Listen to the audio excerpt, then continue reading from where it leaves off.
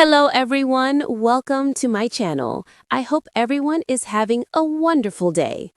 It was 6:47 on a crisp autumn morning when the newsroom doors of the flagship program Good Morning Britain swung open. The place pulsed with nervous energy. Coffee machines rattled, monitors flickered with red and white text, and behind the main desk, the cameras were already rolling. The headline was simple: Mega complaints flood GMB after leader tearing. The man at the center of the storm was Keir Starmer, leader of the country, charismatic in his own muted way, but lately a target of mounting public fury. On this show, he was scheduled for a live interview, but the mood backstage was anything but polite. The setup. Starmer arrived, his suit sharp, tie composed, but his face telling another story, a mixture of determination and unease. His aides whispered as he passed. The studio lights glinted off the polished surfaces. The presenter made her way on stage, greeting him with a warm but firm handshake. From the first moment, she wasn't gentle. The questions came fast. You promised a new kind of politics. You pledged integrity, transparency, that you would put working people first. And yet, the pause hung in the air. On the video wall behind them, scrolling viewer statistics flickered. Viewer complaints, 23,487 so far. A voice-overed graphic, hypocrite. Outside the studio, the complaints poured in. Social media threads erupted. One tweet reads, "Hypocrite, he says one thing, does another. Another, we trusted you, you've sold us out." The torn page. As Starmer attempted to answer, the host pressed him on a litany of issues. The broken promise to the city of Liverpool, where he had once vowed, no deals with the paper we cannot trust.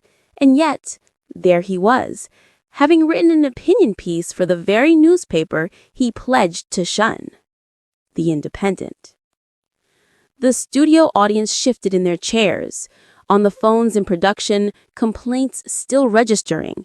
The host asked, "Do you feel you've let them down?" Starmer paused.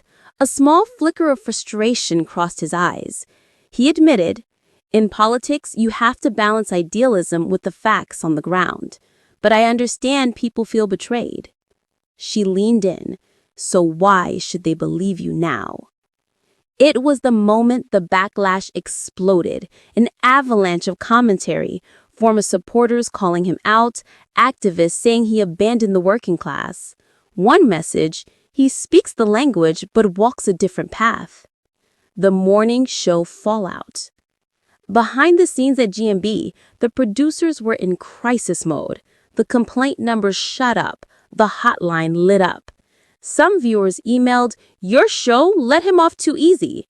Others, "You grilled him, good job." Finally, someone asked the hard questions. But the network braced for backlash either way. The internal memo circulated, "Stay impartial," showcased both sides. Yet by midday, social media declared the show complicit in a smear campaign.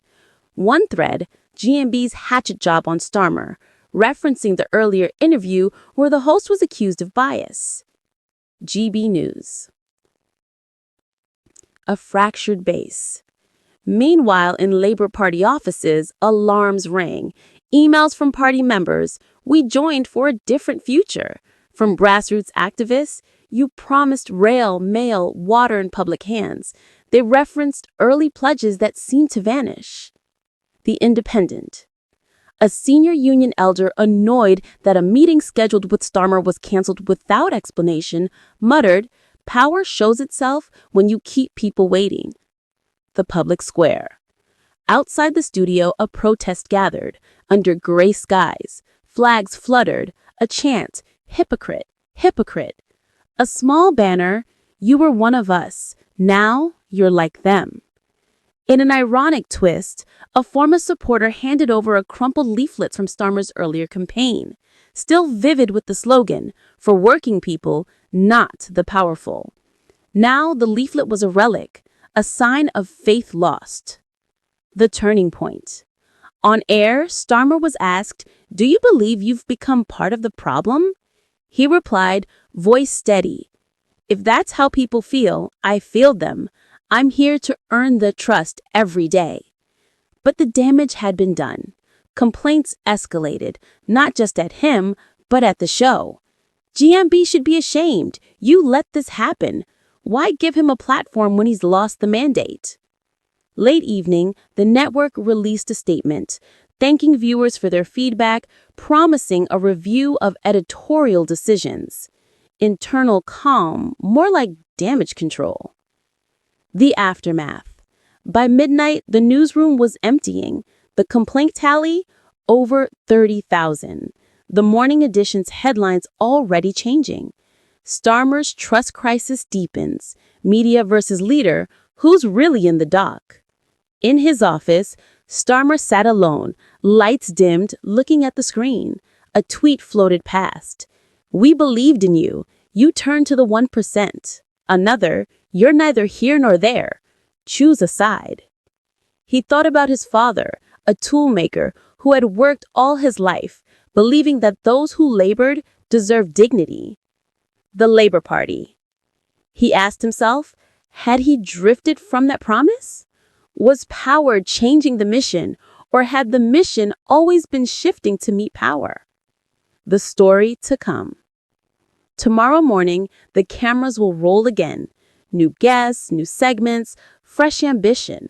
Starmer will face the public again, make new pledges, attempt to rebuild. The network will run another set of panels analyzing the meltdown, dissecting the complaints, asking, what now? But the image of that morning remains. A leader challenged live, a media machine under fire, thousands of ordinary voices saying, hypocrite. And among them, a quiet question lingers. When a leader speaks about the many, must he live as one of the many? Or does giving leadership change that forever?